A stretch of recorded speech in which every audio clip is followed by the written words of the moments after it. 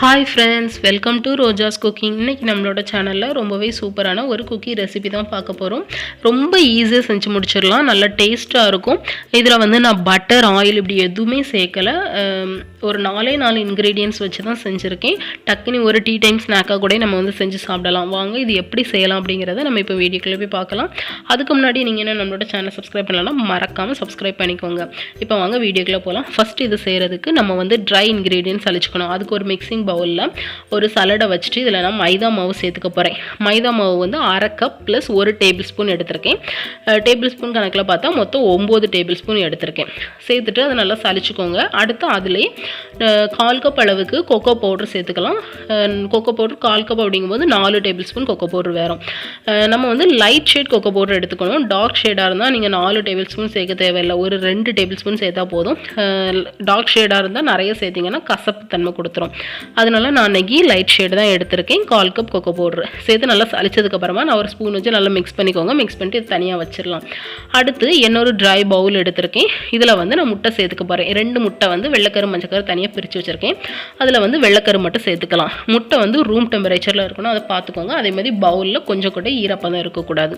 முட்டை சேர்த்ததுக்கப்புறமா அதிலே ஒரு பிஞ்ச் உப்பு சேர்த்து ஒரு நிமிஷம் நல்லா பீட் பண்ணிக்கலாம்.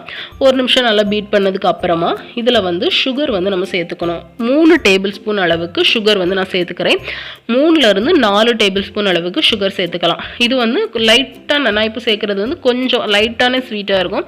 உங்களுக்கு கொஞ்சம் நல்ல ஸ்வீட் வேணும்னா நீங்கள் 4 டேபிள் ஸ்பூன் சேர்த்துக்கோங்க. சேர்த்துட்டு இதை நல்லா ஸ்டிஃப் பீக்காக வரது வர நம்ம வந்து பீட் பண்ணி எடுத்துக்கணும். இப்போ பாருங்கள் நல்லா ஸ்டிஃப் பீக்காக வந்துடுச்சுல, அந்த அளவுக்கு பீட் பண்ணி எடுத்துக்கணும். இனி இதை தனியாக வச்சிடலாம். அடுத்து நம்ம மஞ்சக்கரை தனியாக பிரித்து வச்சுருந்தோம்ல, அதை வந்து எடுத்துக்க போகிறேன். இதுலேயும் ஒரு 3 டேபிள் ஸ்பூன் அளவுக்கு சுகர் வந்து நான் சேர்த்துக்கிறேன்.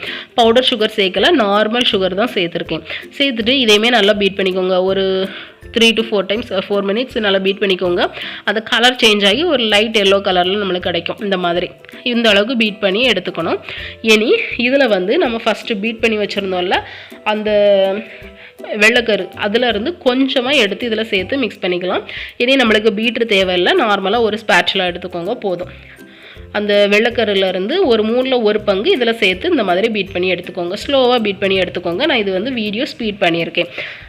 நல்லா பீட் பண்ணதுக்கு அப்புறமா இனி அந்த மஞ்சக்கரு மிக்ஸ் பண்ணிட்டு இருந்தோம்ல, அதை வந்து மொத்தமாக இந்த வெள்ளைக்கரு பீட் பண்ணி வச்சுருந்ததெல்லாம் நான் சேர்த்துருந்தேன். சேர்த்துட்டு நல்லா மிக்ஸ் பண்ணிக்கலாம். ஸ்பேட்சுலா வச்சு ஸ்லோவாக மிக்ஸ் பண்ணி எடுத்துக்கோங்க.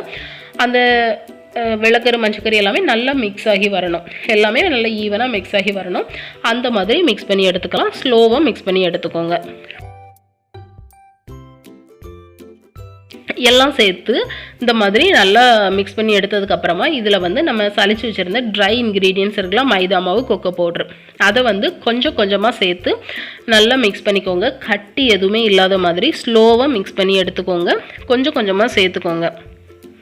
ஃபஸ்ட்டு சேர்த்து நல்லா மிக்ஸ் பண்ணதுக்கப்புறமா அதுக்கப்புறமா செகண்ட் பேட்சை சேர்த்துக்கோங்க. இதே மாதிரி கொஞ்சம் கொஞ்சமாக சேர்த்து நல்லா மிக்ஸ் பண்ணிக்கணும்.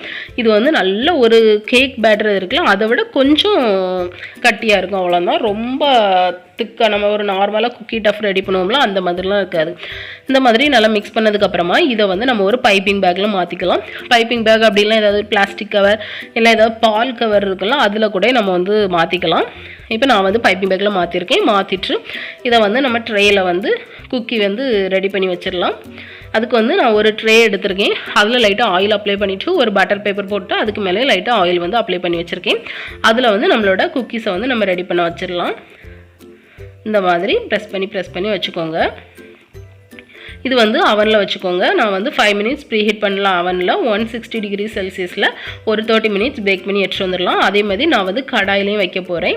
அதுக்கு நான் வந்து கடாயில் ஒரு ஸ்டாண்டு போட்டு 5 மினிட்ஸ் ப்ரீ ஹீட் பண்ணியிருக்கேன். இதில் உள்ள வச்சு மூடி போட்டு லோ ஃப்ளேமில் ஒரு 30 மினிட்ஸ் வச்சு பேக் பண்ணி எடுத்துடலாம். 30 மினிட்ஸ் ஆகிடுச்சு பாருங்கள். நம்மளுக்கு வந்து அவனில் வச்சது சூப்பராக ரெடி ஆகிடுச்சு. இது வந்து நல்லா ஆறணும். நல்லா ஆறுனதுக்கப்புறம் இன்னும் நம்மளுக்கு நல்லா கிறிஸ்பியாக இருக்கும். அதே மாதிரி நான் கடாயில் வச்சதுமே ரெடி ஆகிட்டு ரெண்டுமே நல்லா ஆறட்டும். அடுத்தால் நம்ம வந்து டெக்கரேட் பண்ணுறதுக்கு ஒரு சாஸ் மாதிரி ரெடி பண்ணிக்கலாம். அதுக்கு ஒரு பாத்திரத்தில் 1.5 டேபிள் ஸ்பூன் பட்டர் சேர்த்துருக்கேன். அதிலே 1.5 டேபிள் ஸ்பூன் சுகர் சேர்த்துருக்கேன். நீங்கள் வந்து பவுடர் சுகராக கூட சேர்த்துக்கலாம். பவுடர் சுகர் சேர்க்கும்போது ஒரு 2லேருந்து 2.5 டேபிள் ஸ்பூன் அளவுக்கு சேர்த்துக்கோங்க. அடுத்து இதிலேயே ஒரு 2 டீஸ்பூன் அளவுக்கு கொக்கோ பவுடர் சேர்த்துருக்கேன். அதுக்கப்புறமா 1 டேபிள் ஸ்பூன் அளவுக்கு ஃப்ரெஷ் க்ரீம், அப்படி இல்லைன்னா விப்பிங் க்ரீம், அப்படி இல்லைன்னா பால் ஏதாவது ஒன்று சேர்த்து லோ ஃப்ளேம்லேயே வச்சு நல்லா மெல்ட் பண்ணி எடுத்துக்கோங்க. அந்த பட்டர் எல்லாமே நல்லா மெல்ட் ஆகி சுகர் கரைஞ்சி எல்லாம் நல்லா மிக்ஸ் ஆகி வரணும். இந்த மாதிரி எடுத்துட்டு வந்ததுக்கப்புறமா நல்லா மிக்ஸ் பண்ணிக்கோங்க. அது ஆறுது வரை லைட்டாக ஒரு ஸ்பூன் வச்சு மிக்ஸ் பண்ணிக்கிட்டே இருங்க. அப்போ தான் கட்டி ஆகாமல் இருக்கும். நல்லா மிக்ஸ் பண்ணதுக்கப்புறமா லைட்டாக ஆறுனதுக்கப்புறம் இதையும் நான் வந்து ஒரு பைப்பிங் பேக்கில் மாற்றிக்கிறேன். பைப்பிங் பேக் அப்படி இல்லைனாக்கி ஏதாவது பால் கவர் எதுலனாலும் நம்ம வந்து சேர்த்துக்கலாம். எல்லாத்தையுமே சேர்த்துக்கலாம். சுகர் வந்து நல்லா கரைஞ்சிருக்கணும், அதை பார்த்துக்கோங்க. அப்போ தான் நம்மளுக்கு வந்து டெக்கரேட் பண்ணும்போது ஒழுங்காக வரும், எல்லாம் டிஸ்டர்பன்ஸாக இருக்கும். அது வந்து நம்மளுக்கு சாஸ் வந்து வெளியே வராது, அப்படி திக்கி நின்ன மாதிரி இருக்கும். அதனால் சுகர் நல்லா கரையணும். அப்படி இல்லைன்னா நீங்கள் பவுடர் சுகர் எடுத்துக்கோங்க. இப்போ நம்மளோட குக்கீஸ் வந்து நல்லா ஆறிடுச்சு. இதை வந்து அந்த பட்டர் பேப்பர்லேருந்து ரிமூவ் பண்ணிடலாம். ரிமூவ் பண்ணும்போது வந்து நீங்கள் வந்து அந்த சூடாக இருக்கும்போதே அந்த பட்டர் பேப்பர்லேருந்து ரிமூவ் பண்ணிடுங்க. அப்போ உங்களுக்கு எடுக்கிறதுக்கு ஈஸியாக இருக்கும். ரொம்ப ஆறிடுச்சு அப்படின்னா எடுக்கிறதுக்கு கொஞ்சம் கஷ்டமாக இருக்கும். ஆனால் வந்து நல்லா வந்துடும். பட் எடுக்கிறது கொஞ்சம் கஷ்டமாக இருக்கும், அவ்வளோதான். அதனால் சூடாக இருக்கும் போதே எடுத்துக்கோங்க.